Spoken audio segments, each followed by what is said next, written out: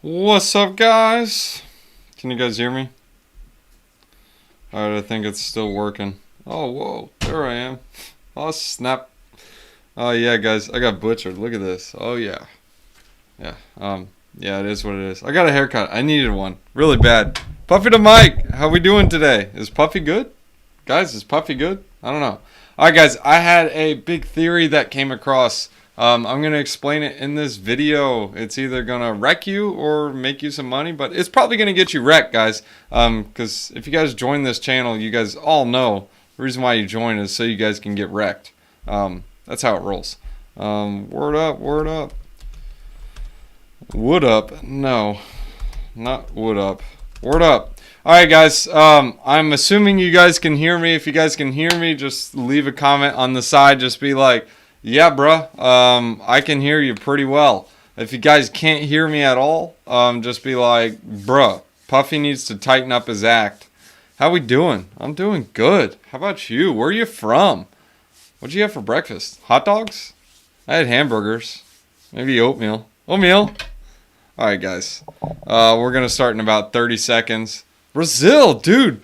Brazil's got some good churrasco. Have you guys ever had churrasco? Oh yeah, you're from Brazil. You know what I'm talking about.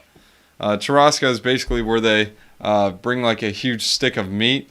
It's like literally like 10, 15 pounds, and they slice it up and you grub away, man. That meat is so good. Alright, guys.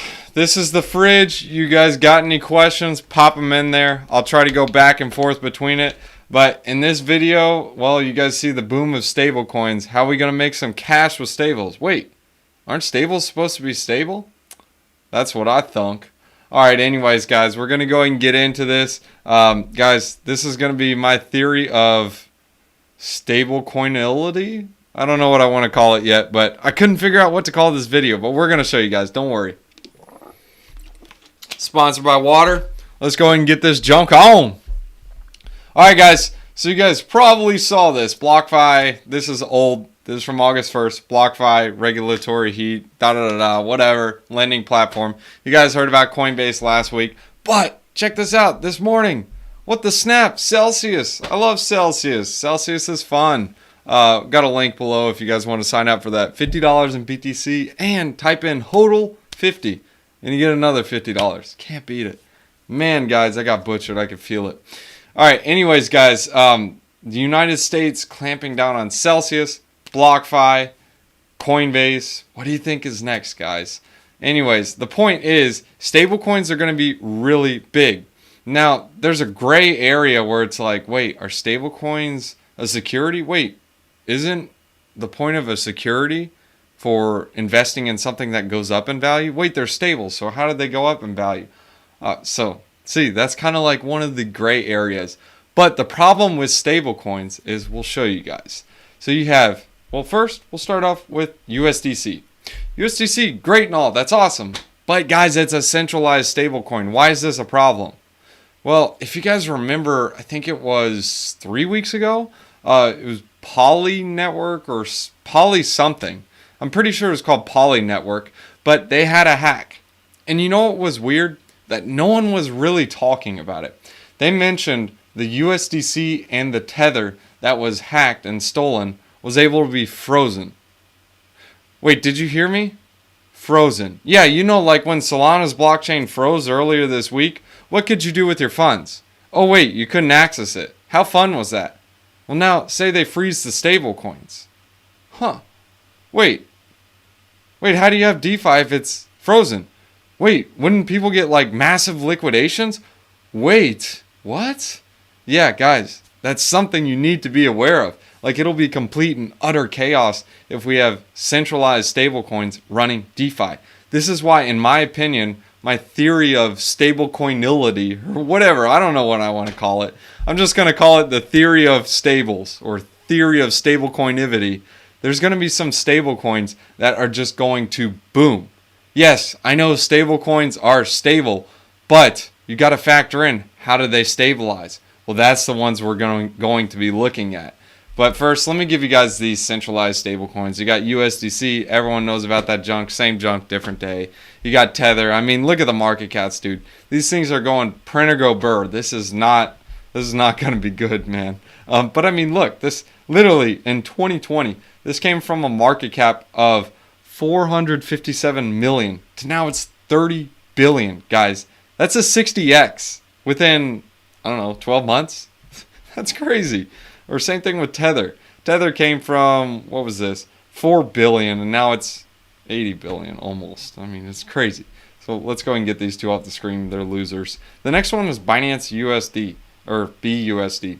This one's actually not fully Binance. This is actually Binance, and I want to say it's Pax Gold, but it's Paxos. They're two companies. It's a centralized company, so keep that in mind. And that's another centralized stablecoin. Now, you guys understand the centralized stablecoins. This is what BUSD is. It's a little bit different. You can actually exchange one of the BUSDs for an actual, your dollar back. So you can actually exchange this one-to-one. Like Tether, on the other hand, they say you may be able to. Like, they don't guarantee like you can swap it back. So like at any time they could say, nah, bruh, no thanks. You keep your USDT. Well, at that point in time, what's a USDT worth? It's just what someone else says it's going to worth, or what it's going to be worth. And I'm going to show you guys an example of this later in this video of empty set dollar. This was actually set at $1, and now it's worth 4 cents. How happy would you be if you lost 96% of your money? Sponsored by water. Man, I always get thirsty on these live streams. But anyways, BUSD, that's another one.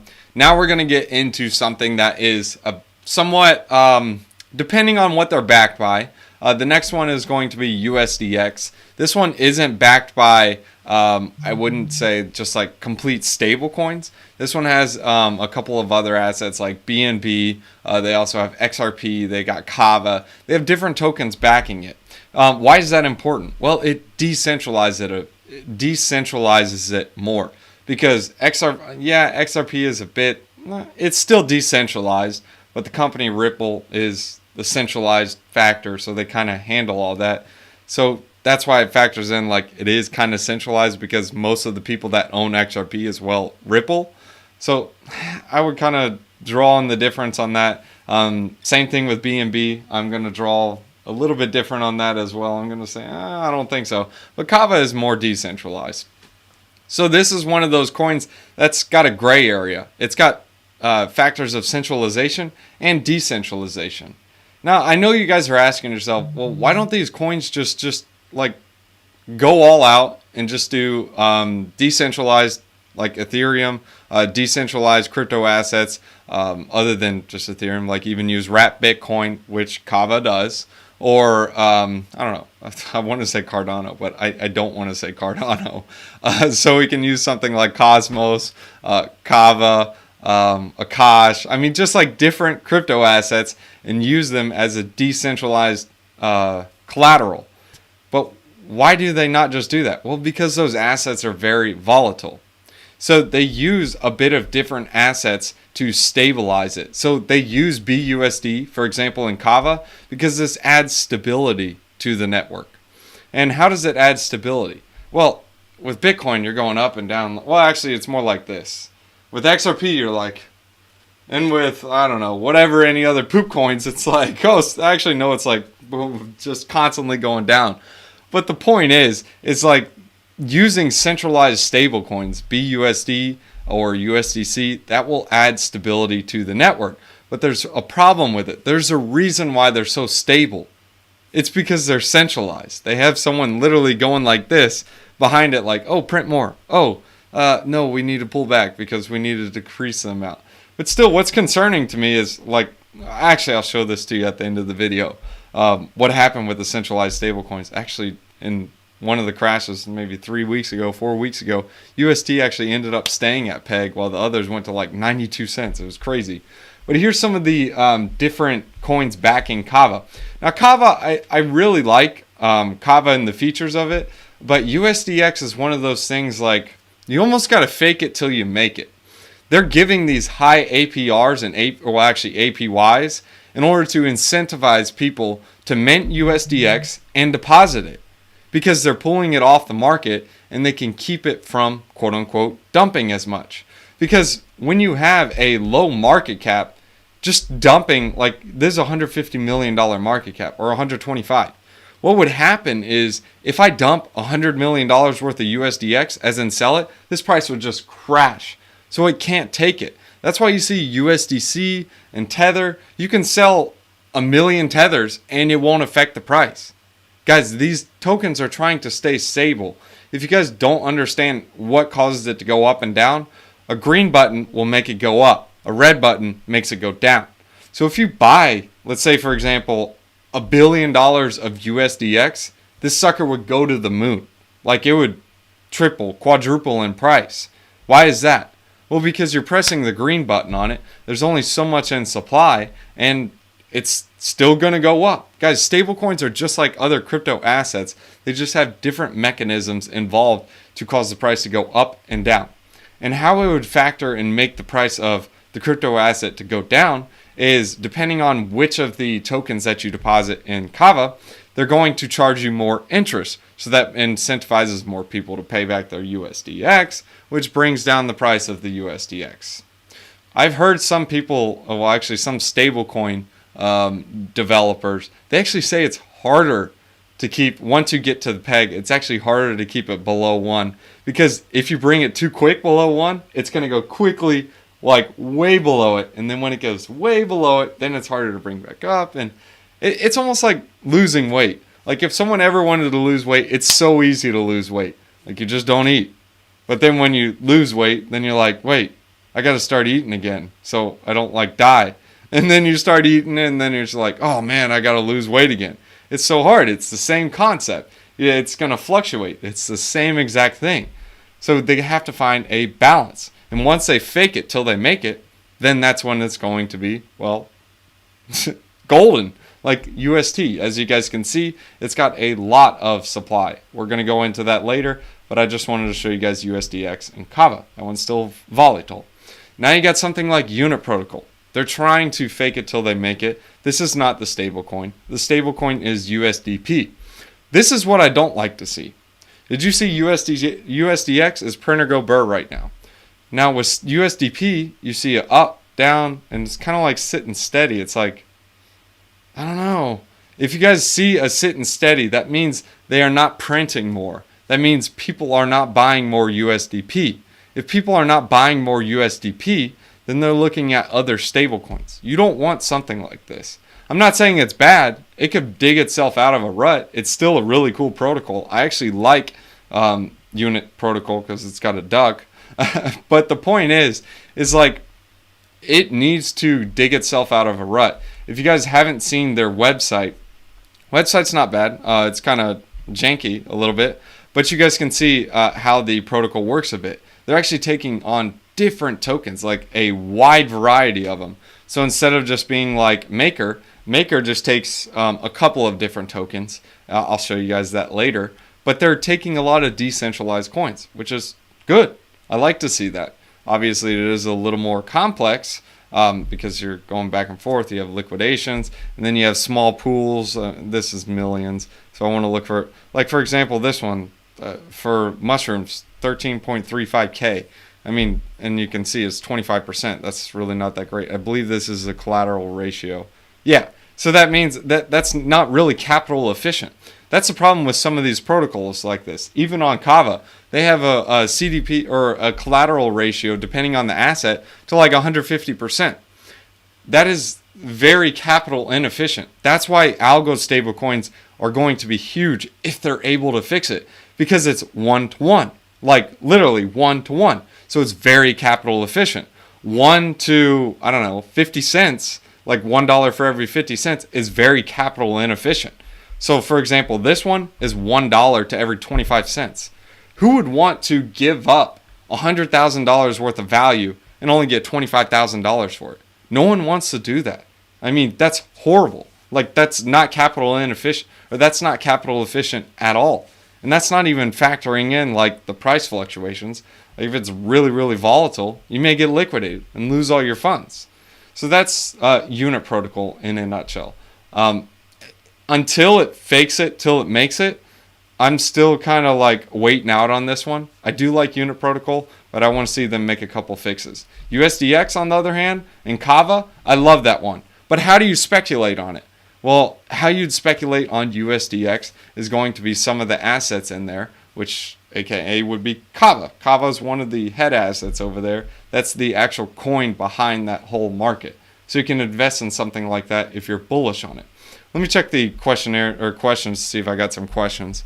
What the pants? Yeah, dude, what the pants is going on? Nice haircut, bro. Yeah, I put a bowl on my head and I started using some scissors. It worked out really nice. Poly Network, not USDC.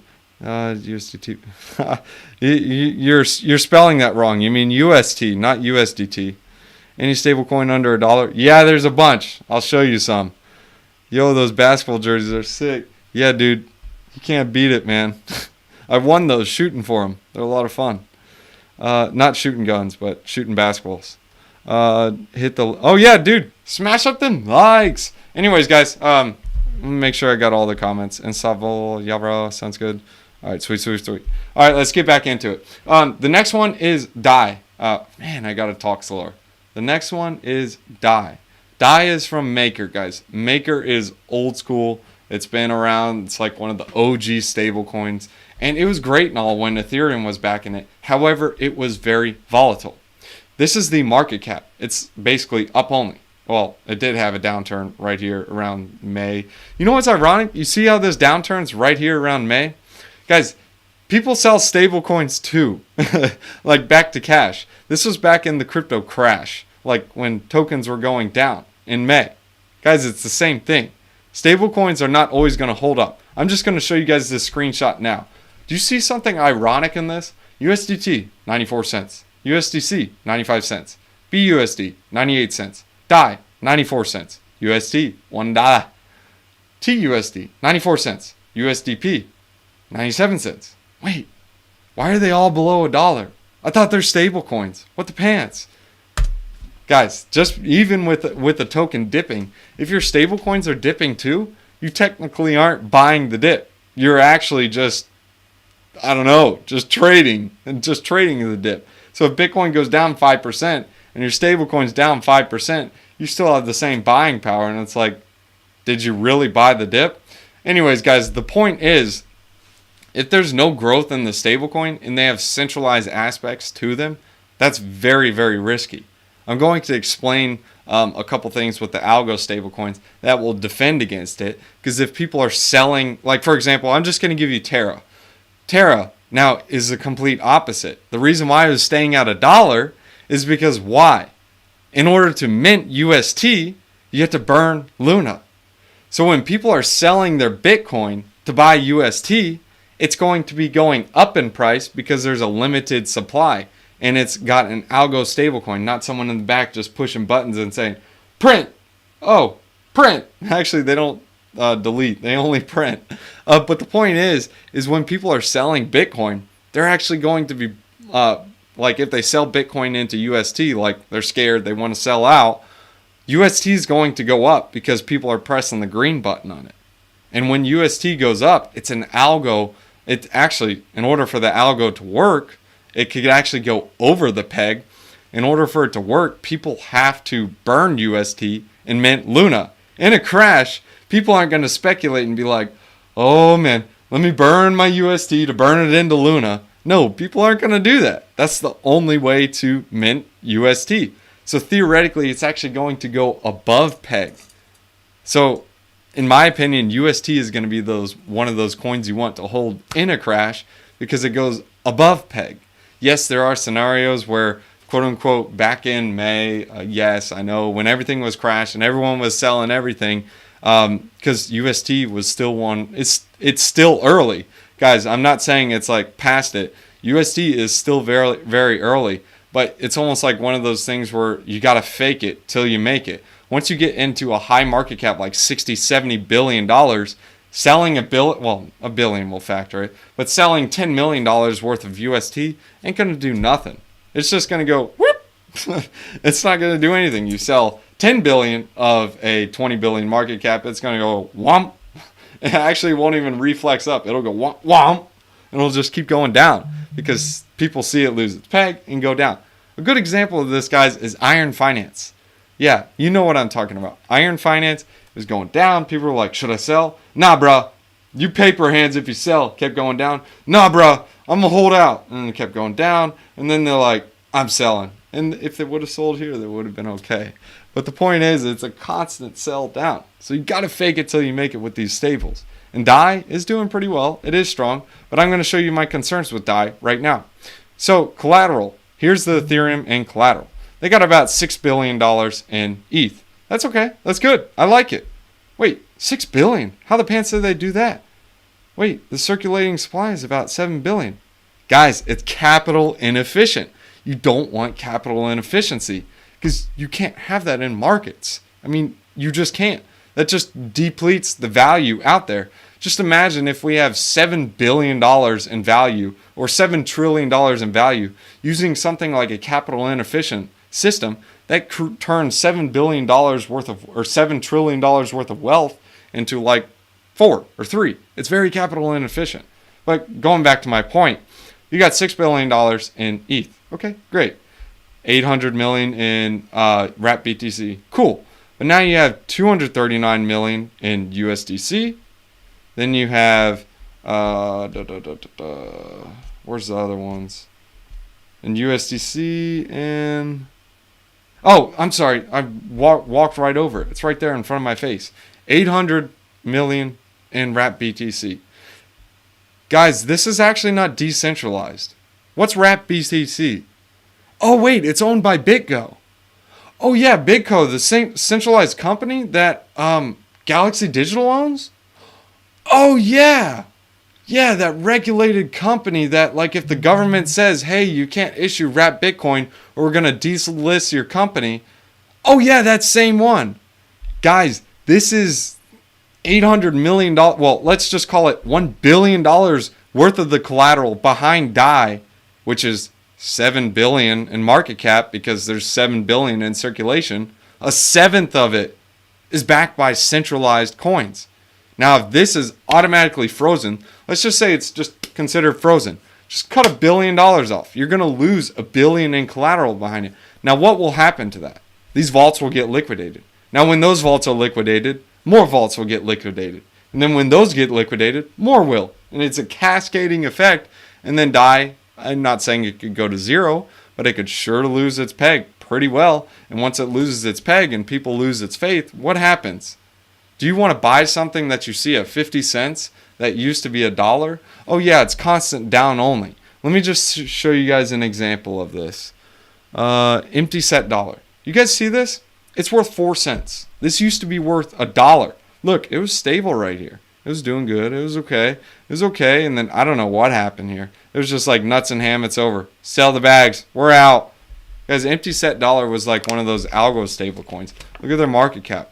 Pernigo Burr, great. Everything's good. Down only. It's over. You guys think empty set dollar is going to go back to $1? I don't think so. I mean, if it does, great. But I'm not putting my money there. The point is, guys, this wasn't even a centralized stablecoin. This was an algo stablecoin. I mean, I just want to point this out to you guys, just so you guys can see what I'm talking about. The next one is Pax Gold. This one's a little bit different. They do have a stablecoin. It's called, I think it's Pax. I don't know, but it might be USDP. Yeah. Wow, dude, that was awesome. I got lucky. USDP is, this one's somewhat centralized. It's centralized. It's owned by a company, but this one's Pernigo Burr. This one's not too bad.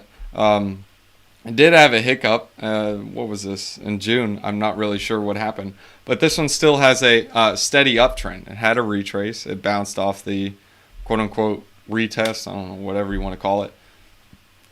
Just like made up signs on the screen. Guys, I don't do TA here. I mean, because TA is trash. Well, actually stands for... I don't know. I don't even want to talk about that. But the point is, Pax Dollar has somewhat of a centralized feature to it. I do like Pax Gold. This one's quote-unquote pegged to gold. So instead of actually buying the dollar, when you're buying this stablecoin, you're actually buying into gold.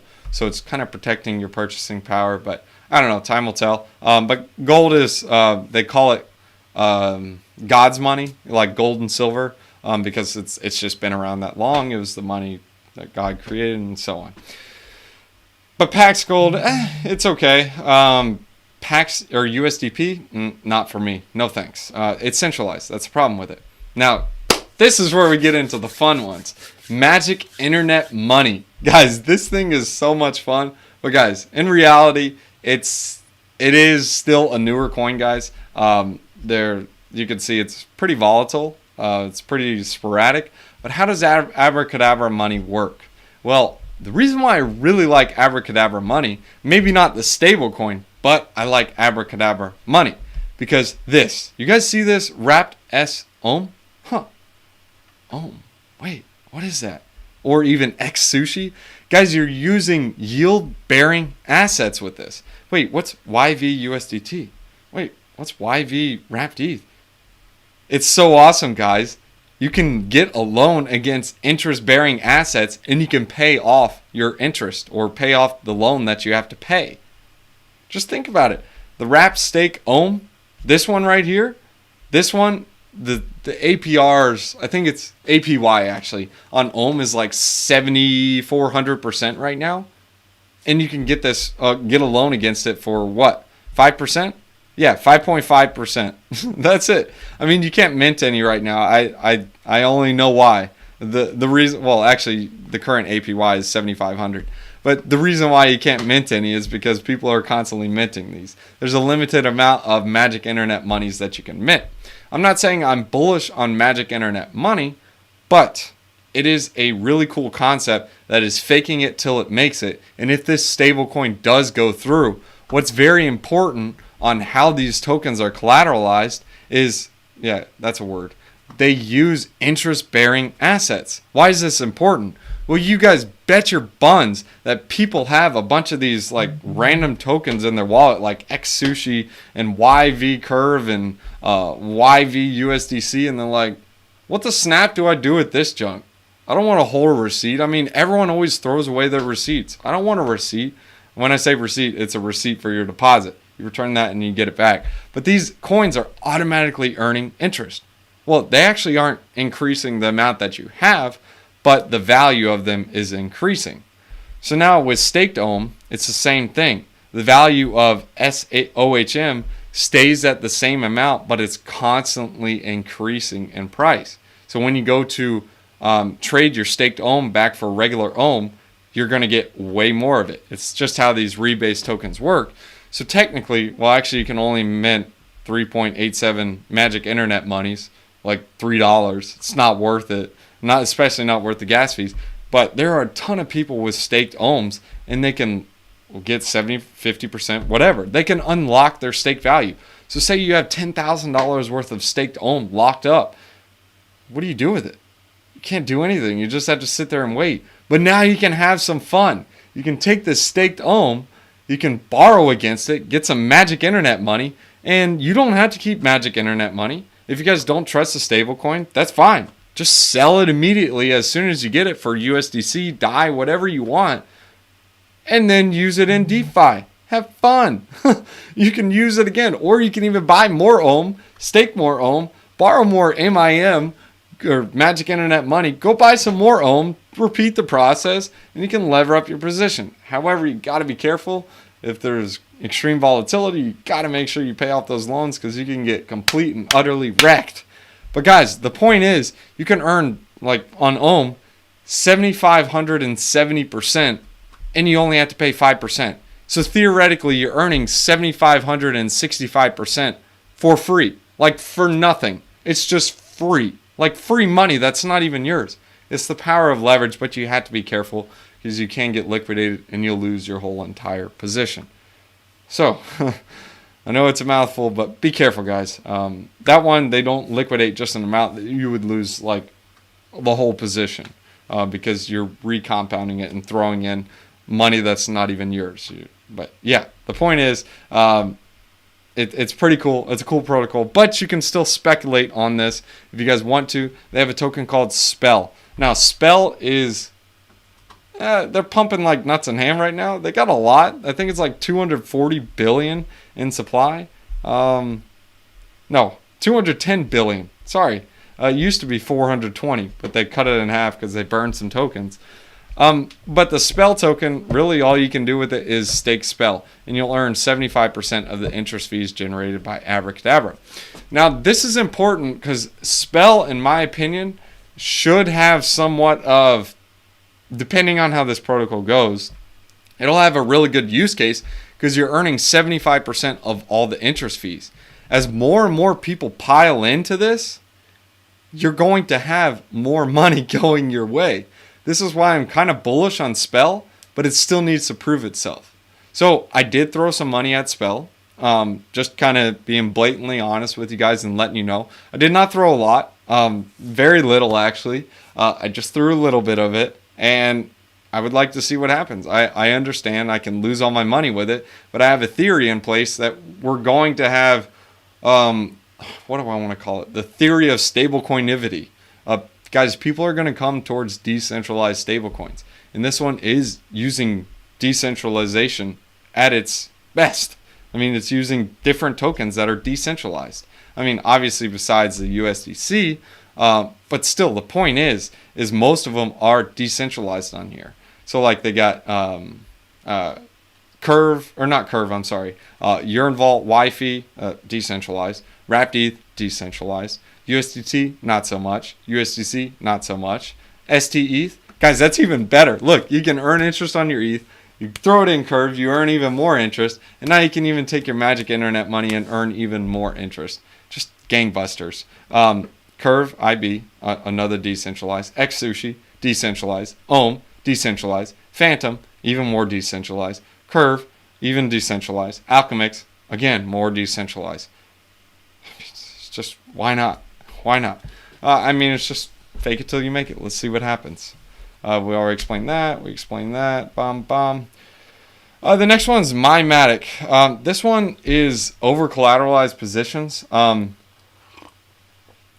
reason why I don't like over-collateralized is they're very capital inefficient. Don't really want to talk about it too much on this video, but I've already explained why. But we're just kind of going to say, yeah, there's have fun, whatever. But you can see the circulating supply is, well, 3 million. I'm sure it's more than that, but really not that much into circulation. There's got to be more than that. Let me go to the Polygon scan. Polygon scan should have it, but I don't know. We'll see. But Polygon scan, yeah. So there's 97. No, there's not 97 billion. Maybe I'm reading that wrong. No, it's 97 million. 97 million. That's okay. It's nothing crazy. The next one is SUSD. So mine still needs to fake it till it makes it. Now, SUSD is really interesting because it uses synthetics. But the problem with synthetics is it's very capital inefficient. If you guys haven't used synthetics yet, you have to keep a collateralization ratio of 750%. That's crazy. So for every dollar, you're basically getting 20 cents, 25, no, not even 25 cents. It's more like 17 cents of value. It's very capital inefficient. And no, it's actually 15 cents. Yeah, it's about 15 cents. It's capital inefficient. No one wants capital inefficiency. That's why I really like Magic Internet Money, is because people are already staking their coins and they can't do anything else with it. So the capital inefficiency is okay, because they don't have any other options. With synthetics, on the other hand, you can lock it up and get 750% of what you deposit, or I'm sorry, not 750%, 15% of what you deposited. Or you can go lend it out, still have the amount that you have, and I don't know, whatever, speculate on other coins. Or you can just swap it for another coin and speculate with Magic Internet Money. There's just different opportunities out there. So with capital inefficiency, you have massive opportunity costs. So synthetics, shout out to them. I do like them. So good call, or cool call on them. Terra. Now, Terra is where it gets really interesting, because this is getting rid of capital inefficiency. The problem with Iron Finance is they didn't have any rides. Iron Finance had 0 rides whatsoever. When I say rides, they don't have things like Anchor Protocol or Mirror Protocol. Anchor Protocol and Mirror Protocol give people things to do with their UST. Now, Anchor Protocol has a huge draw of earning 20% interest. The only way you can do that is on your UST. You can bet your Bahokies people are going to go and do that to earn 20% interest. And it does have somewhat of a strength to keep at 20%. If it doesn't go to 20%, I'm sure it can still keep at least 15 or 10% because the assets that they're using is something like ETH and, well, depending on what else they're going to be using, and Luna. Now, those staking rewards on those two coins every year earns you about, I don't know, 8. Let's just be conservative. Let's just say 5%. Let's just say 5% interest when it is more than that. But what they do is they over collateralize. Yes, it is capital inefficient at this time, but not for people with UST. Because with this, and actually it is a constant feedback loop if you think about it. As people provide more Luna is going to be taken off the market, and more UST is also going to be taken off the market when they're locking it up.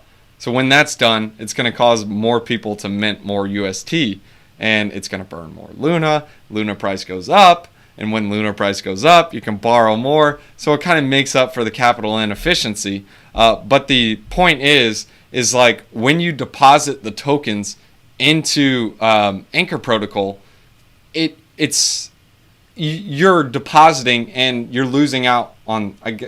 So you have to provide 3 times the amount you're going to borrow. That's a better way to put it. So if you want to borrow $1,000, you have to provide $3,000 worth of Luna and ETH. Now, why is that important? Well, because if you're providing 3 times the amount, well, you can take the 7% or 6% and multiply that by 3. And that's how Anchor is going to be able to pay it on that $1,000. 7 times 3 is 21. Or let's just say 5 times 3 because we're being conservative. That's 15%. So that's how they can provide that extra UST incentive. And then on top of that, they can lend out the not even just using not even just using Terra. They can even lend it out like the staked ETH, for example. They can stake that. They can deposit it into Curve, and then they can use it into something like Magic Internet Money. Yes, it is risky. There's a way of losing that, but guys, there's different strategies involved. The point is what I'm saying is 15% is very conservative and 20% is provable. They are able to do that. It's because they're over collateralizing with assets that are interest bearing. So like they can stake these assets and earn on them. Like for example, they're going to be bringing Cosmos on there as well. Cosmos is earning like 10% every single year. Now if they take 3 times that, that's 30%. I mean, it's a no-brainer. But the point is, that's how they're able to do it. And again, like to explain the infinite feedback loop is when people are getting UST, they're buying UST, which causes the price to go up. You got to burn Luna to bring the price back into value, whatever. So when you burn Luna, that causes the price of Luna to go up. As more people deposit into Anchor, there's less on the market, so that causes it to go up even more. So that kind of makes up for the capital inefficiency. I know it's hard to understand, but the point is, as assets are locked up in there, it creates more and more capital inefficiency. Or more, not capital inefficiency, more reason for the price to go up because there's a supply crunch. That's how it happens. And wrapped UST, there's not really the market cap on here because it's wrapped. For some reason I couldn't get the USD. Let me see if I can get that. My computer's gonna be slow, bro. Terry, oh dude, I could get it. No way. All right, so let's see print or go burr on UST. So if we see the market cap on UST, as you guys can see, it's going up. Steady on the rise up, sponsored by water. As you can see, it's about 2.5 billion, almost 2.6. It's faking it till it makes it, and once it holds stronger and stronger. The reason why I say fake it till you make it is because if I had $1 billion and I made a sell on UST, this would cause the price to crash to 50 cents. Now, if I had, let's say, $1 million and selling it with this market cap it's at right now, 2.5 billion, it would be just like a flash in a pan. You wouldn't see it. It would be a vapor. I mean, that's how you can factor in why it's fake it till you make it. Now, if this market cap was like, say, $1 million and I made $1 million sale, it would crash the price. That's why I keep telling people about Hex. I'm not trying to bring Hex into here, but the example of Hex is there's like no liquidity there. I mean, it's got a huge supply, but there's no liquidity. So just try selling like $1 billion worth of Hex. Watch what will happen. Won't work. High slippage. The next one is Cello. This is the Cello Euro or Cello USD, and they also have the Cello Euro. Why do I like Cello? Well, I was looking into the tokenomics of Cello, and it reminds me of Luna. Oh, KRT is also another token for Luna. If you guys didn't know, UST isn't the only thing that burns Luna. If you mint Cracker race car token, same exact concept. When you mint that, you have to burn Luna. Now with Cello Euro or Cello USD, same exact concept with Cello. People have to deposit it into the treasury and it locks it up and pulls it off the market. So now as more of these tokens are minted, more people looking for decentralized stablecoins, they're locking up Cello dollars or Cello, the currency, not currency, but the crypto asset like Cello. Like literally there's a currency or there's a crypto asset called Cello. So as more and more people are minting these stablecoins, the Cello coin is going to be locked up.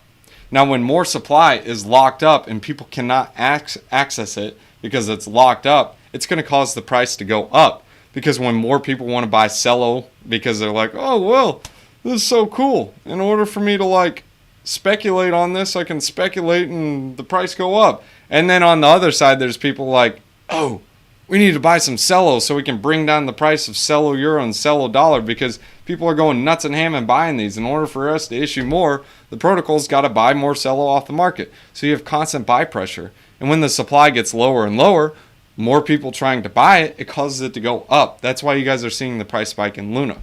So that's why I like Cello. Cello is pretty interesting. So, and it's also a decentralized stablecoin. And they even have things like Moolah Money Market. You can deposit some Cello Euros and Cello USD. It's nothing crazy. I know it's like 2.39% or 2.89 and 1.36. But wait, guys, just hear me out. You can deposit these interest earning coins on things like Uniswap and what is the other one? There's one other one. But the point is you can earn like providing liquidity over there like 70%. So you're earning interest on your interest on additional interest. It's a lot of fun. But don't really want to talk about this much because I'm still farming over there and I don't want to wreck the yields. The next one is Frax. Frax is pretty fire sauce. Frax takes a little bit different approach. So it's not a fully algo stablecoin. It does have collateralization, but it's trying to go to algo.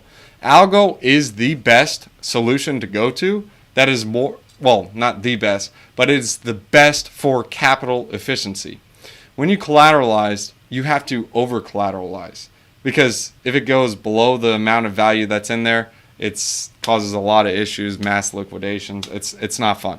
In order for people to get their money back, you don't want to have a bank run. But when you over collateralize, you have enough money in the bank to pay those people back. Hey, it's okay. Don't worry. I got your money. Don't worry. This massive. What's going on here is the United States is theoretically a huge algo stablecoin. They can print as much dollars as they want. And they actually passed a law, I think it was this year, that the banks don't even have to have 5% in their account. Like, they can have none. They don't have to have anything. It's crazy. Like, they don't even have to have 5%. Like, 5% isn't even crazy. Like, the point is like, if I give the bank $1 million, the bank only has to have $50,000 in the bank. Guys, that just screams Ponzi to me. If that doesn't scream Ponzi to you, I mean, I don't know what else to tell you. I mean, it's just like, how many other more people? It's like, we need more people to deposit and give us money so we can earn interest on it and maybe like buy houses and cars and whatever and just have some fun. And then eventually the Ponzi runs out. It just screams massive Ponzi to me. But that's how the banks work. Now, over collateralization is a little bit different. So if I have $1 million, I deposit in there and I get a loan for like, I don't know, $50,000 or $500,000. That bank is going to have more money in there than I got the loan for. So like if I deposit $1 million, they only have to have $50,000 in the bank and I can get a loan for whatever. So like some random guy, I don't even know, wherever, can put his house up and say, yeah, give me a loan. He didn't even have to give him his house. It's just here. Well, obviously the deed and whatnot.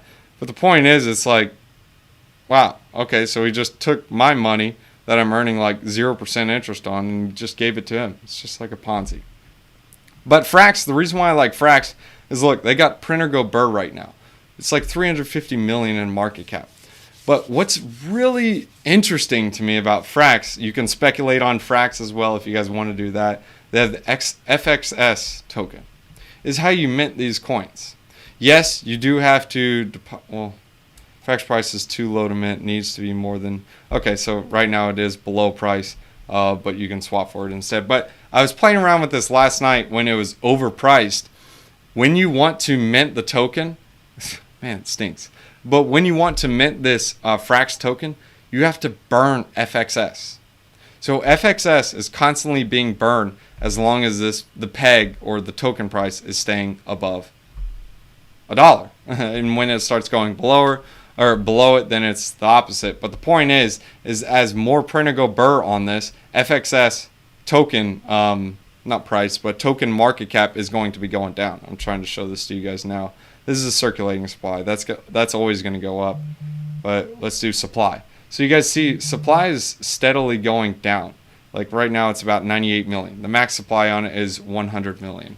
But as more and more of the Frax tokens are minted, you have to burn FXS, and which causes buy pressure on it, because in order to mint more Frax, because if Frax goes above peg, you have to mint more Frax to bring it down, and that's going to cause buy pressure, yada, yada, yada. You guys get the point. This is the bullish case for FXS that I see. You guys see this? 61.45% FXS is locked. And you're like, whatever, they can just withdraw at any time.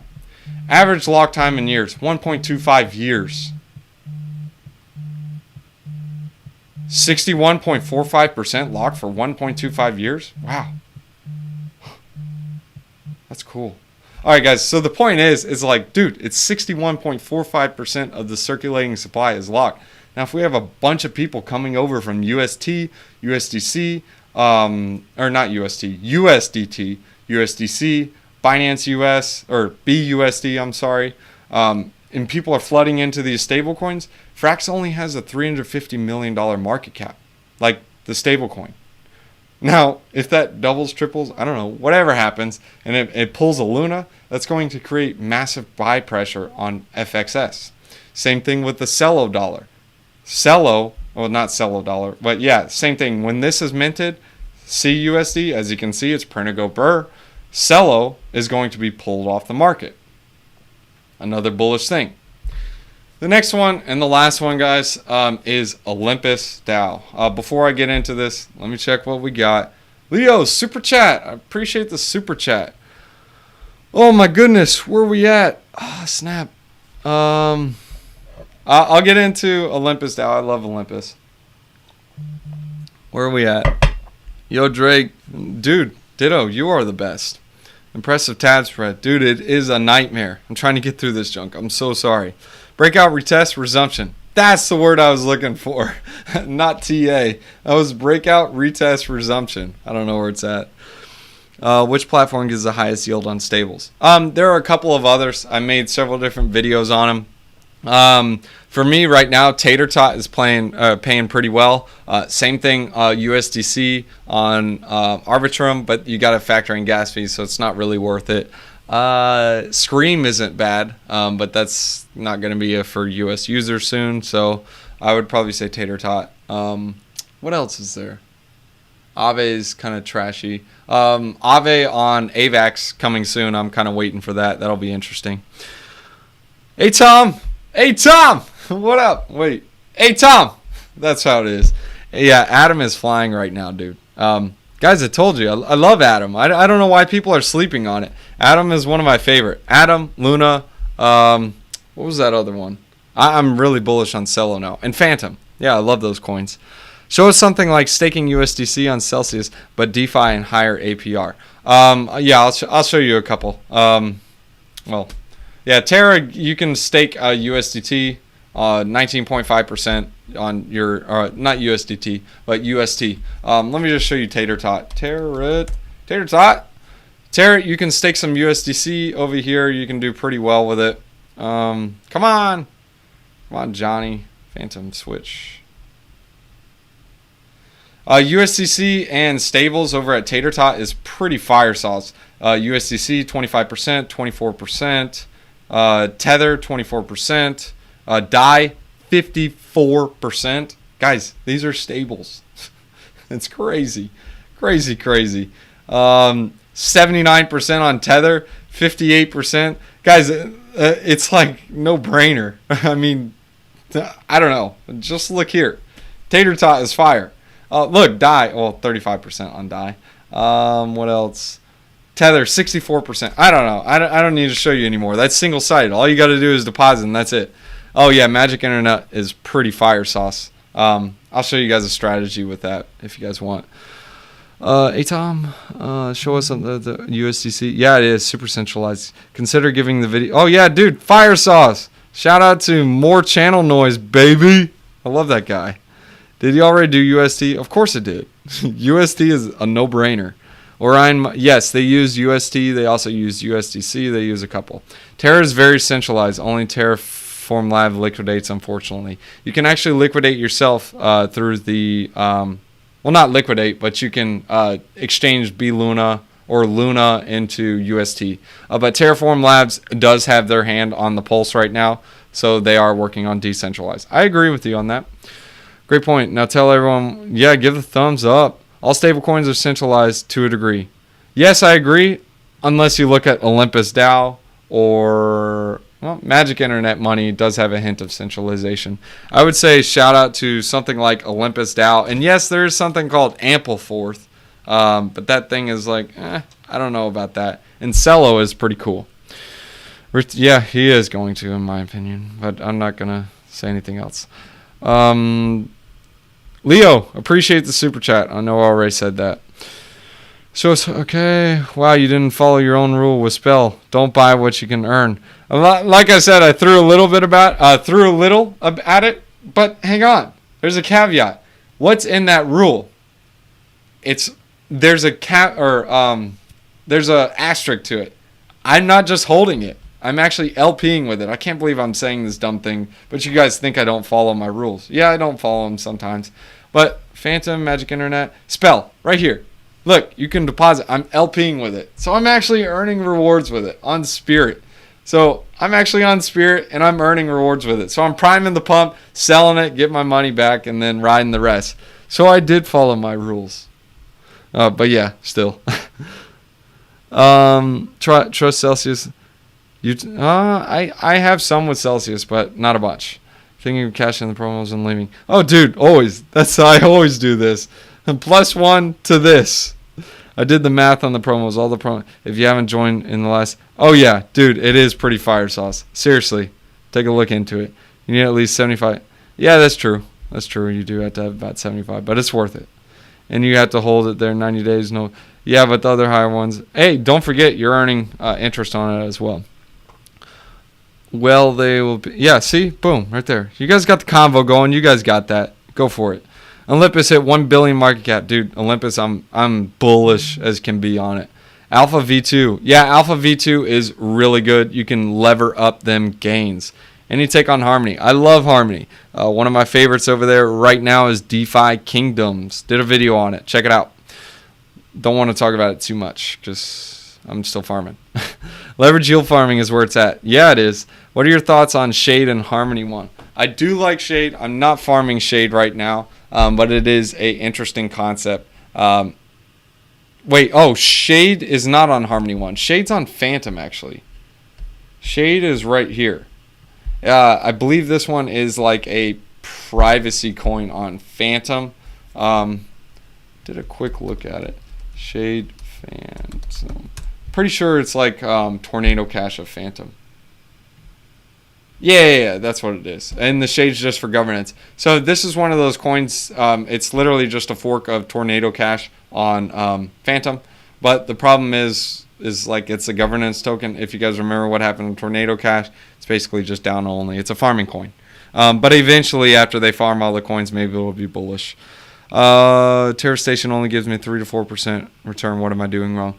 You also got airdrops and the Columbus 5, when that launches, it should go to about 10-15%. Isn't UST decentralized? Yes, it is. Is this recorded? Not sure what that means.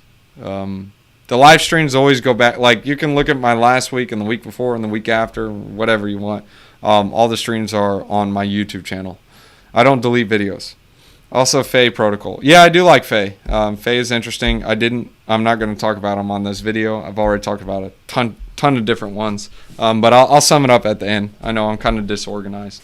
Anchor protocol 19.5 on UST, not Terra Station. Yes, it's on Terra Station. I think he was talking about 3 to 4% return on his Luna, but I don't know. All right, so guys, the last one I want to talk to you guys about, let's get rid of these junkers, Celsius, is Olympus.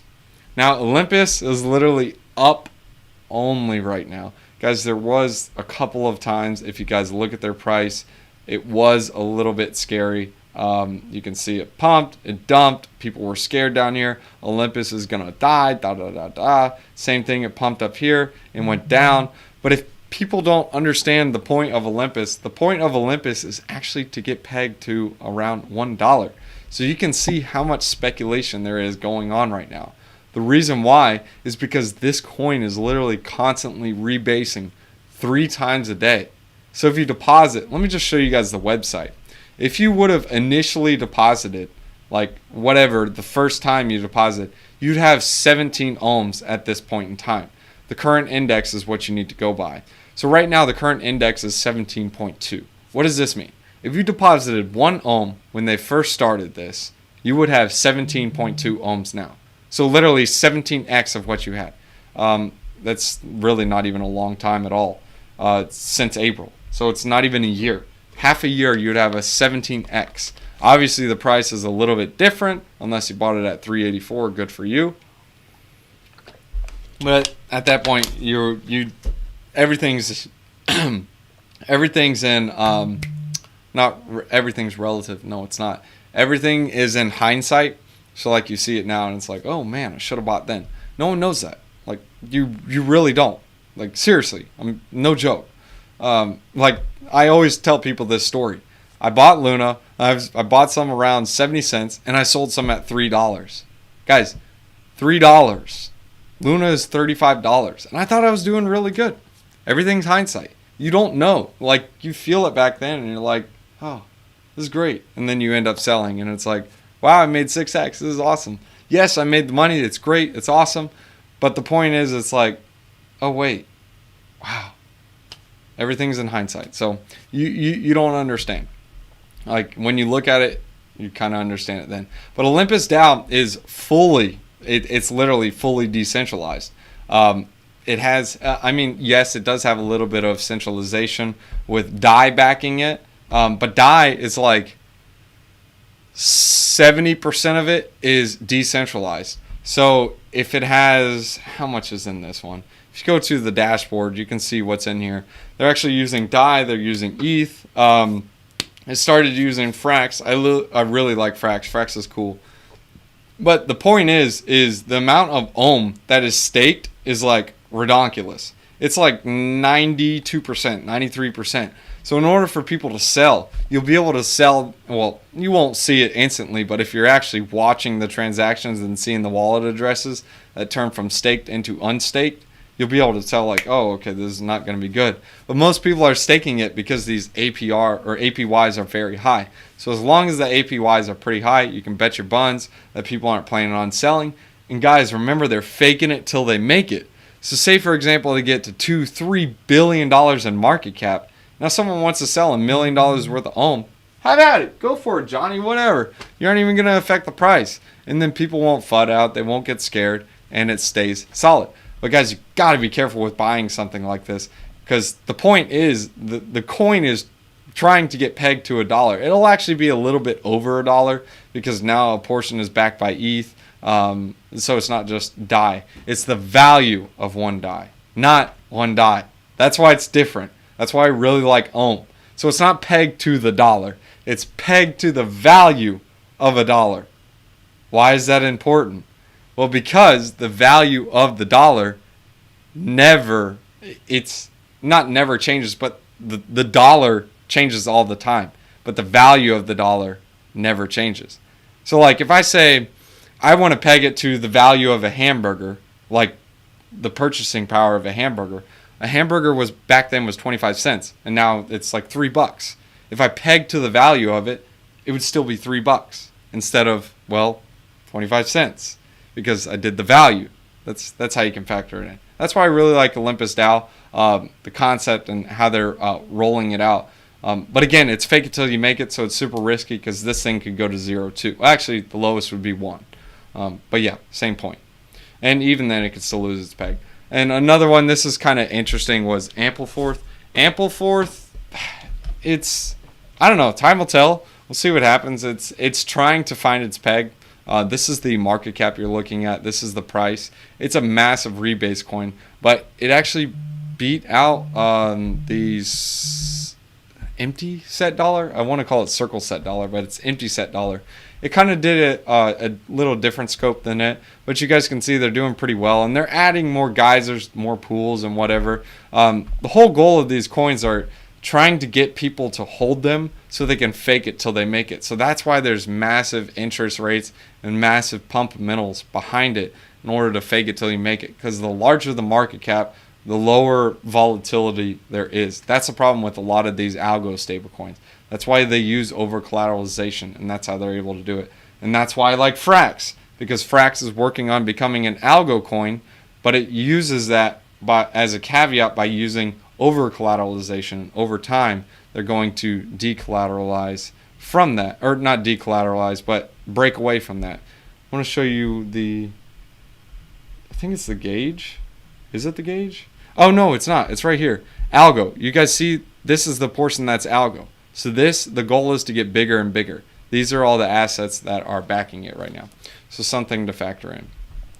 So I wrote these down so I can run over them for you. I do like Magic Internet Money. That one's a lot of fun. So here are the 5 features of stablecoins. So the ones you want to look for is close to or above 1 billion in supply / market cap, because they're likely to have less volatility. They are still going to have a lot of volatility, so that's something to factor in.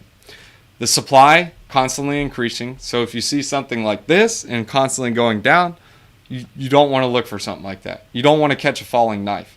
Look for it to start going up. There's several different examples you guys saw on this live stream. Not all of them are going to work out. Only some. Well, actually, all of them are probably going to get wrecked. In fact, any of these factors or any of these coins I talked about, they're all going to get wrecked. If you guys watch any of my videos, you're going to get wrecked. You guys stay on this channel to get wrecked. Trust me. 3, they hold the peg very well. That's what you want to look for. You want to look for a coin that holds peg well. You don't want to see one that's really, really wild because it's super volatile, and that means it's in early stages. You want to look for one that's starting to hold its peg a lot better. I've showed you guys a couple of examples, but point is like, I'll show you guys an early one. This one's USDX. This one's still early. It's still trying to find its peg. And to speculate on this, you don't have to buy USDX. You can buy Kava or Hard Protocol. Those are some of the coins in the Kava ecosystem. But you guys can see, I remember this. USDX was at 70 cents for like ever. I was like, man, this is so weird. Isn't it supposed to be a stable coin? And I was like, whatever. And then it finally got stable. They did a couple of votes and whatever on the Kava governance proposals, and they hit peg. Whatever they did it right. And they've been pegging at it since June. So the longer it stays pegged, the longer it's more likely to peg. That's why more people trust DAI, USDT. USDC is a little bit, it's just because they're like, oh, circle backs it. They're faking it till they make it. Once they make it, then it's like, bro, we're there. That's how it rolls. And they can do whatever they want at that point. Like Tether. They can do literally whatever they want at that point, and it's literally number go up. Trust me. I mean, dude, there's so much FUD going on in Tether. They literally basically said it's like 5% of the assets are actually backed by cash. And it still goes, number go up. Actually, I'll just show it to you because it's just like, burn and go burr. I don't care what you say. Literally, look at this. It's like, oh, you say 2%? We say, yeah, let's bust out another 1,000. And they pumped it up again. It's like, whatever. 4, how it stabilizes. You got to figure out how these coins stabilize. If you're looking at a coin that's just like, yeah, we stabilize by paying like 5,000% APR, how long are they going to be able to do that? They're not going to be able to do it very long at all. Eventually, they're just going to get wrecked. They're going to run out of rewards. People are going to go somewhere else. They're going to look for better rates, and then it's over. Hence, Iron Finance. Remember what happened there? Bank run, cascading effect, da-da-da-da. You guys get the point, da-da-da-da. Understand your risks. These are the risks with algo stablecoins. You got Oracle risk, smart contract risk, bank run, and the efficiency. You want to look for capital efficient ones, because if you're looking for capital inefficient, they are not going to last long. Eventually, there's going to be an algo stablecoin that makes it.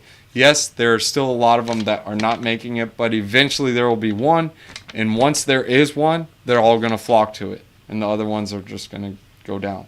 It's not going to be up only. Sponsored by water. So just to sum it up, these are my honorable mentions. Well, the ones that I'm looking at. You got Cello, Frax, Luna, and Magic Internet Money is a honorable mention. It's a lot of fun. But guys, don't buy them. You'll get wrecked. All right. Dude, I appreciate the super chat. Kali, shout out to you, man. Appreciate it. What are your thoughts? Okay, I already answered that. Kali, okay. Terra Station, okay. Got that. Is away. Isn't you? Okay, answered. I put some money in Wonder. Wait, I might have missed you. What are the best options AUST besides Mirror? With AUST besides Mirror? Anything? Right now, AUST, I'm trying to think. No. You can LP. No, you can't even LP with it. No, there's nothing really else you can do with AUST. I mean, you can use it with Mirror. That's about it right now. They'll have some more junk coming. Do Kwon's pretty smart. Why would you be bullish on Cosmos when they have an unlimited supply? Same reason why you'd be bullish on Ethereum. Ethereum has an unlimited supply. Just imagine. Do you remember Ethereum back in the days when there was no such thing as EIP 1559? People were just like, oh, well, it's got an infinite supply. Why would I buy it? All that happens is, boom, immediately, as soon as EIP 1559 came out, people are like, oh, ETH will go up. Actually, it wasn't immediately. It was like about a month after. But if Cosmos makes a proposal like that, just imagine. Just imagine. That's just my thought. You got to have theories, and you just have to have thoughts. Like my theory is the theory of stablecointivity, or whatever you want to call it. The stablecointivity is that people are going to flock to decentralized stablecoins. So just check out the stream if you guys missed it. I put some money in Wonderland, which is Olympus fork on Avalanche. Currently 3x LOL. Never heard of Wonderland. Drop a link. I'll check it out. But the problem with it is, guys, remember these algo coins. You got to fake it till you make it. There's a lot of them that launched. There were a ton of forks of Olympus that didn't make it because they weren't able to fake it till they make it. I mean, yeah, it is what it is. Yeah, that's a good question. Where does Cosmos get value from? Bringing other projects on RBC, do they have to pay some fee to Cosmos? No. So in the future that I see is they're going to, actually I've already seen proposals, they're going to use Atom as the security for the whole network. So in order for these crypto assets to jump in between each other, well, who's going to secure the network? Cosmos. Atom. Really appreciate the content. How does Cosmos get value from bridging other projects on chain? Hey, I appreciate the kind words, and I appreciate the super chat, mate. So for Cosmos, how does it get its value from bridging other projects on chain? Like I mentioned, it would be like swap fees or providing security to the network. So like anytime someone wants to transact, say for example, I want to bring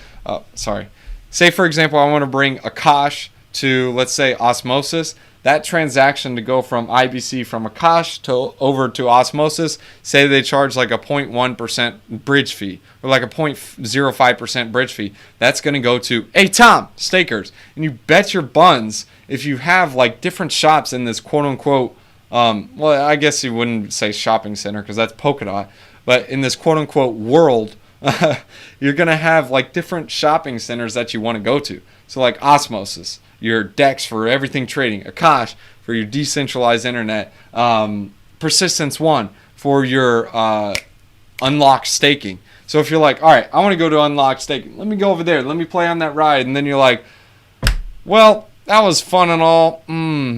I want to go play on a DEX. Let's go to the DEX, Daddy. And then they're like, okay, to the IBC bridge, Daddy. And they go to the IBC bridge, and they come to the DEX, and then they're like, that train was fun, Dad. Did you pay the fee? Yeah, I paid the quarters. Don't worry.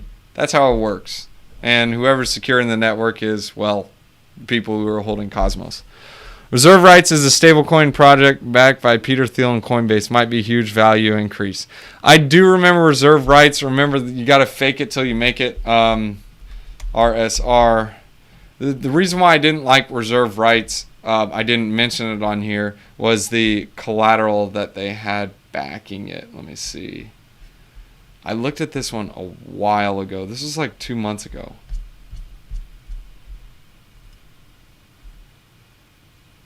Protocol. I did look at this one though. I was going to talk about it, but I didn't talk about it. I think it was the collateralization activism app.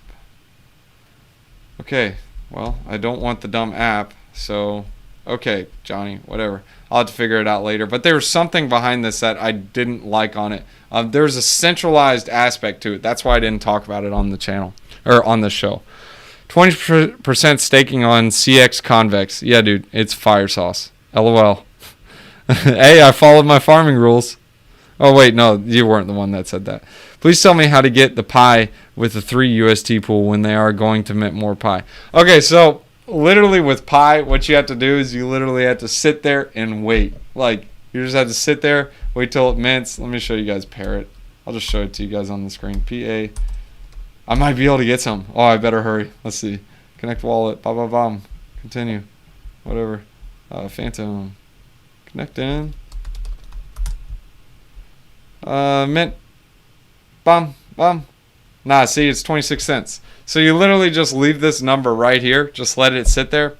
And eventually this will say like 1,000 Pi you can mint. Or like 1,500. They have to do a limit because it's trying to keep... like if they just allow people to mint as much as they want, it's going to be the issue with Pi. Pi is going to lose its peg. Just like we went over on this whole video. In order to keep its peg, you have to have different mechanisms.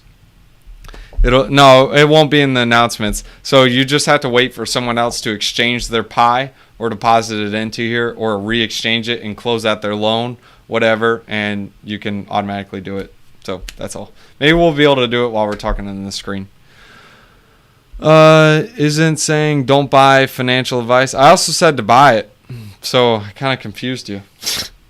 But yeah, don't buy just because I'm talking about it. That's the best thing to say. Not financial advice. NFA. I'm just going to wear a shirt that says NFA on it. Not financial advice. Oh, snap. I missed the show. No, you didn't. It records. Don't worry. Can you cover the to-be-built Cardano DeFi projects? Yeah, if you can cover it too. Wait, you can't. There's nothing to cover. Yes, I did hear about that one Cardano stablecoin. Oh, look, guys, look. Under 22 Pi. So look, you literally put 122, you hit mint, boom, done. I don't want to mint 122 Pi because I don't care. I'd rather have the full fill and then I'm done. Oh, it's done. Someone else minted it. Losers. 76 cents. So that's what you got to do. Interchain gas is a Tom. Yes, it is. Short synthetic assets on Mirror. Yes, you can do that. So Cosmos, Thorchain are competition in a way, even though Thorchain is on Cosmos Tendermint.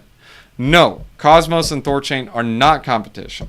Thorchain allows you to swap native assets. Cosmos will never be able to swap native Bitcoin. Well, I don't know. Maybe they'll figure something out. Well, actually, no, they won't be able to. They have to have one of their other hubs or whatever. Thorchain is built on Cosmos, on Tendermint. Thorchain takes care of that for them.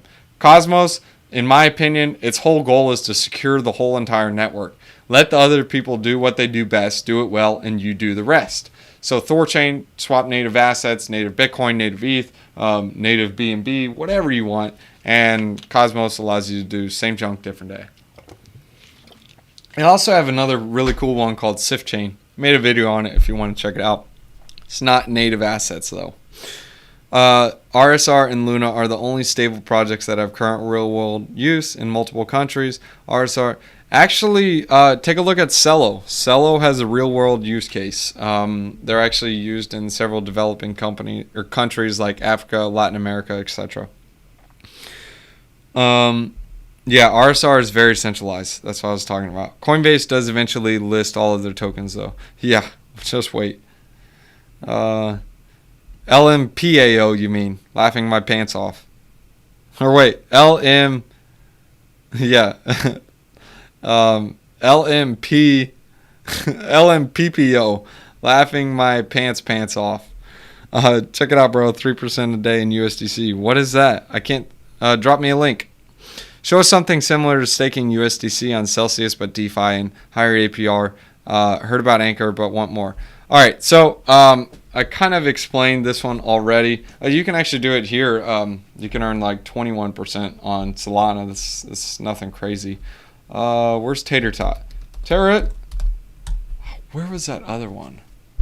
Yeah, Alpha Finance is pretty cool too. Alpha Finance is cool. So Terra or Tater Tot or Taro.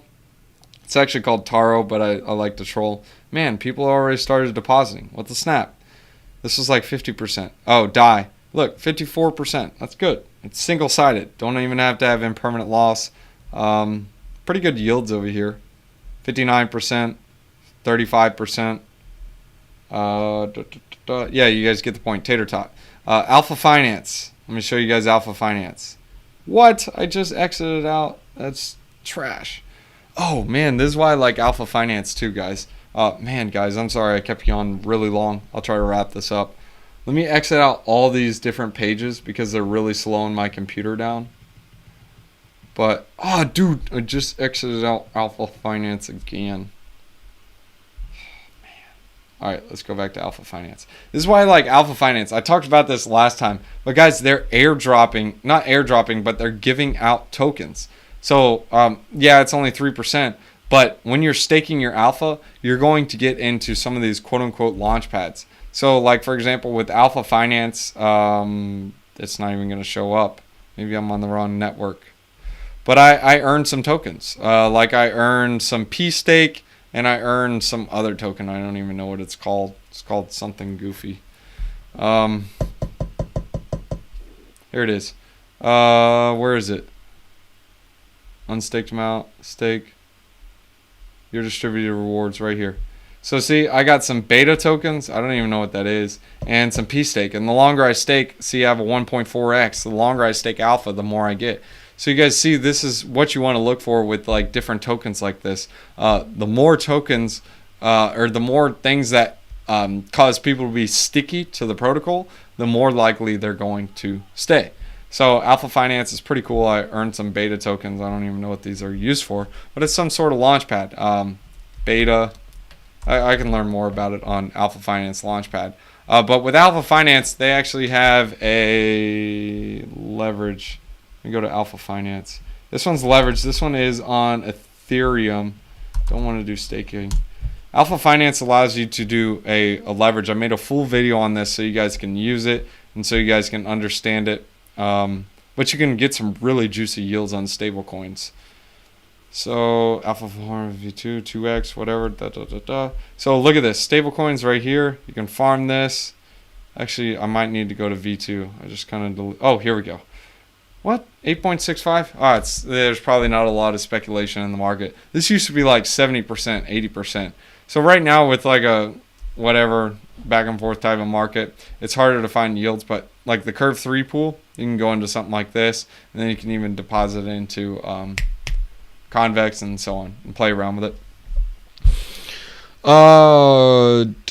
Show us. Okay, I already showed that. UST used in Korea and Mongolia. Here's the link, bro. I didn't get the link. Just send me a link on Telegram, and I'll pull it up here. Send me a link right now. I'll pull it up.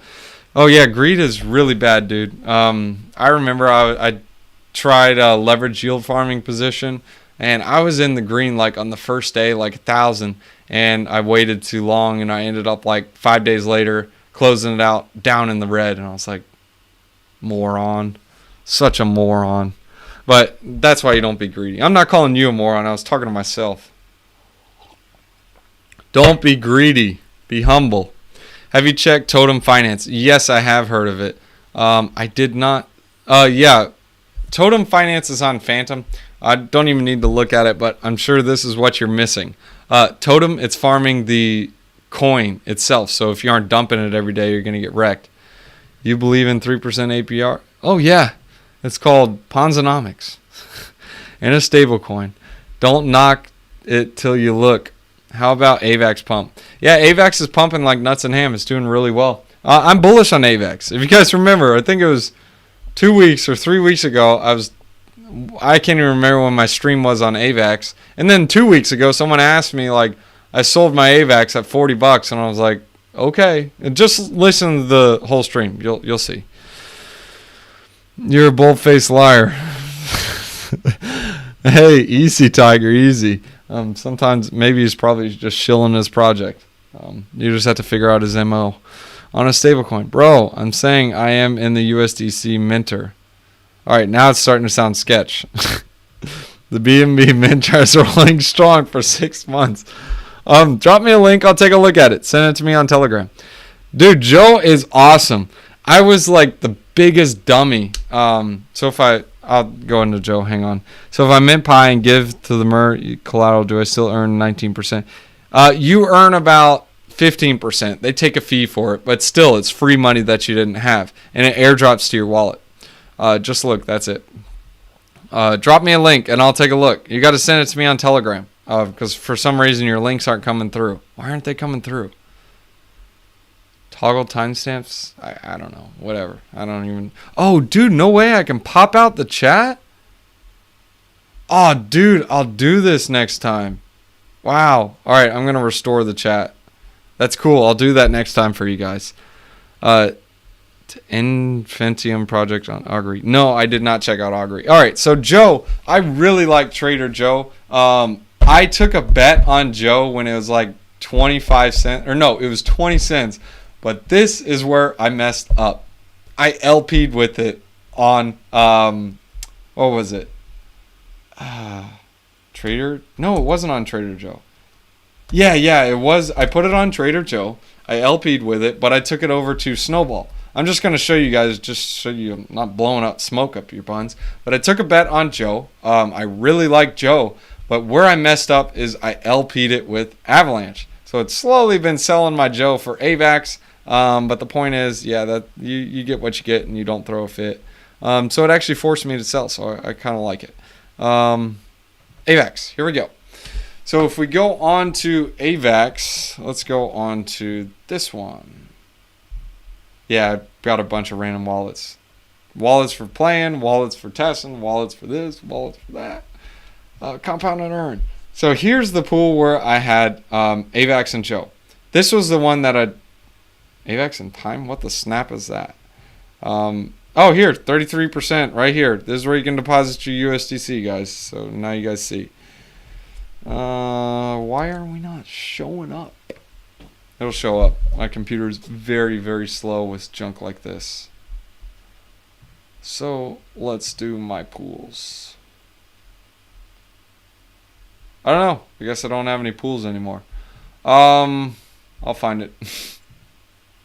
Dashboard maybe. Yeah, I don't know, man. I don't know what happened to it. I gotta find this junk. Man, that's kind of frustrating. Oh, here it is. Alright, so this is the bet I made on Joe. I actually made 2 bets, but the first one I made was around 5 cents. This was the bet, 20 cents. The second one I made was when it was around $1. I deposited it into the Avax and Joe pool. I actually initially started with like 5,000 Joe because it was super cheap, and basically it sold all of my Joe off and gave me some Avax. So I got a bunch of Avax. Like initially when I started, Avax was like $40, and I don't know. But you guys can see how impermanent loss works. I initially had like 4,500. I don't know. I got to look at the initial LP. I made a bunch of charts. I showed you guys how to make charts on it. But it was like 4,500, and then the Avax pair was like 20 of them. But it multiplied my Avax, so I'm happy with it. But yeah. That's the point. You got to be careful with the bets that you make, because I made a bet with it, but the problem is the bet I made, I kind of wrecked myself by LPing with it. So you got to be careful with impermanent loss. Same thing with this USDT one. I started with 2,300 Joe, and it's slowly been selling off for USDT. I'm like, what the snap? But it is what it is. Did you have a chance? Okay. I should have bought some Joe and staked it out like $1.92 or whatever. Hey, shoulda, woulda, coulda. It's okay, man. You always live and learn. That's how it rolls. If you learn from it, you're solid. He's telling me it's 3% a day on stablecoins, plus in stablecoins, or paid in stablecoins. It's cap. I don't know what that means. I mean, gun? I don't know. Yield Yak, check out 8board. Yeah, I like 8board. 8board's pretty fire sauce. 3 months, he 14x. 4 months, he's saying he 34x. LOL. So how do you 3% a day on stables? It's called a Ponzi. That's how. It's not very sustainable at all. But time will tell. We'll see what happens. All right, looks like we got most of the questions. I'm running out of water. I need some more sponsorships from water. Maybe I can get like Fiji or whatever, Aquafina. No, Aquafina is trash. Dude, I remember I used to drink Aquafina in Zephyr Hills, or we'd have two choices, and I always told my dad, give me Zephyr Hills, especially when I was playing basketball. Like, he would always give me that Aquafina trash, and I was like, dude, that's trash. I don't want that junk. He's like, it tastes all the same, whatever. No, the only reason why he bought Aquafina is because it was cheaper. I hate Aquafina. It's nasty, and now he doesn't drink anything but Zephyr Hills. Good times. All right, so, Proverbs chapter 16 verses 15. No. Yeah, 15. When a king's face brightens, it means life. His favor is like a rain cloud in spring. That's so true, man. So true. No one wants to see like a king or a ruler who's like, because then that brings everyone else down. Guys, what you can take from this verse is be positive. Because when you're positive, it's contagious. Other people will be more positive. And when they're positive, you're positive. And when you're positive, they're positive. And when they're positive, you're positive. Positivity! Alright, guys. But anyways. Alright, so guys, I hope you guys enjoyed the video on the theory of stablecointivity. It's going to be my theory. I'm coining it. If it gets wrecked, I'm going to be coined as the wrecker. If it goes to the moon, then I'm going to be coined as loser. But anyways, yeah. Here's a website. Dude, I can't get the website. I don't know if you can not see this or not, but the website is not there. Send it to me on Telegram. Or maybe try a super chat. I'm just kidding. I don't know how to get the message. Topher is not real. Topher, it's not real. It's Ponzonomics. You just got dumped on. Plus, I'd love to be wrong. It's better than being rugged on some bogus DeFi. Alright, man. Who is this? Alright, let's see this profile pic. Let's see who this person is. I can't even see it. Oh yeah, it's got a Cowboys profile pic. It's definitely a scam. It's better than... Okay, don't drink bottled water. Bottled water, water industry is the devil. Yeah, dude, I agree, but I have well water. If you drank the water I had on a well, I would die quicker than drinking that the Zephyr Hills water. You guys want me to still make these live streams, right? Just kidding. Can't you just borrow more and more pi and then just convert it to Sol and end up with more with what you started with? And so, yes, you can, but you got to repay that pi. And yeah, I've already told them those links don't show up. The collateral is locked. So yes, you levered up, but you can't run off with money. Yes, that's correct. That's correct. Dude, check what my #1 fan made me. One of these jokers, Drakeondigital. Yeah, Shutterfly, man. It's pretty cool, but #1 fan. It's my mom. She made these for me, so shout out to her, man. She's got the brains. I have well water too, pal. Yeah, well water's rough, man. You should see the one I got. It's pumped with bleach, and no, the filtration system's like 13 years old. It doesn't work. But I agree with you on the water bottles. Water bottles are trash. Anyways, guys, yeah, water filters are good. Anyways, guys, thanks for jumping in. Thanks for tuning in. I'm glad to have you guys on the live stream. We'll be back on next Saturday at 3:33, baby. And if you guys got any questions, jump in the Telegram chat. We got a lot of people that are way smarter than me. As always, it's really not saying much at all. But jump in the Telegram chat. We got a bunch of smart people over there. Links in the description below. And if you guys want to support the channel, there's a couple ways to do it. There's Celsius, BlockFi, whatever, signing up for those. Me personally, I like DeFi. I love playing around with DeFi, but that's one of the only ways I can have, if you guys want to support the channel and get paid to do it, is doing that. But other than that, just smashing up the like and subscribing. That's what I'd appreciate. I like that the most. Or you can even sign up for Patreon if you want early access. But in all reality, guys, I really like the just like and subscribe. That's it. That's my favorite part. I didn't do these YouTube videos to make money. I did these YouTube videos to teach people. And if people smash up the like and subscribe, that tells me like, hey, you learned something.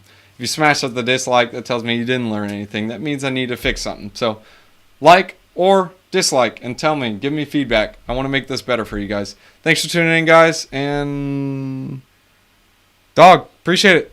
Peace out. Don't get scammed. Hey, DM me that link on Telegram. Is it Mateo? No, it's not Mateo. It's Aunt Dell. Aunt Dell. Send me over that link.